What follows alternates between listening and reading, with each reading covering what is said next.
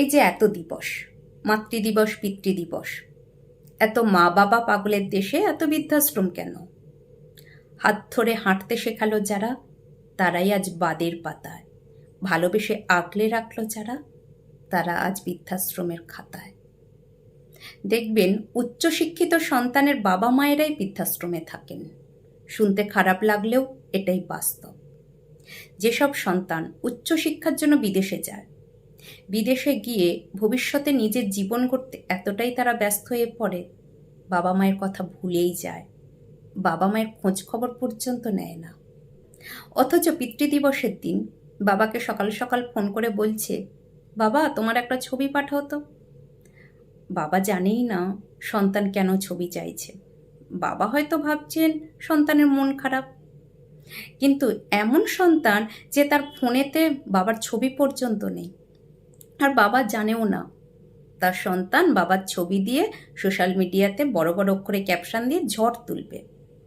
আবার এরকম ক্যাপশন দিচ্ছে, বাবা হলেন বটবৃক্ষের ছায়া, বাবার তুলনা শুধুই বাবা। আবার এমন সন্তানও আছে, বাবা সন্তান একই বাড়িতে থাকেন, বাবা সংসারে টাকা দিতে পারে না বলে বাবার মুখটা পর্যন্ত দেখে না। অথচ সেই সন্তান আজকে জ্ঞান দিচ্ছে, বাবার টাকা নয়, বাবা থাকাটাই জরুরি। আবার এমন কিছু সন্তান আছে, বাবার বাড়িটাকে বিক্রি করে দিয়ে একটা মস্ত বড় ফ্ল্যাট কেনে, নিজের একটা রুম, নিজের পোষ্য কুকুরের একটা রুম, কিন্তু বাবার জন্য কোনো রুম নেই, বাবার ঠিকানা বৃদ্ধাশ্রম।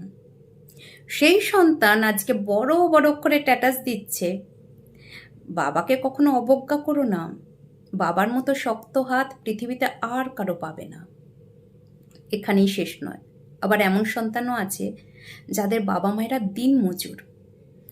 সেই সব বাবা মা পয়লা বৈশাখে যদি একটা সুতির জামা দেয়, সেই সন্তান বলছে, এই জামা পরে কি বেরোনো যায়?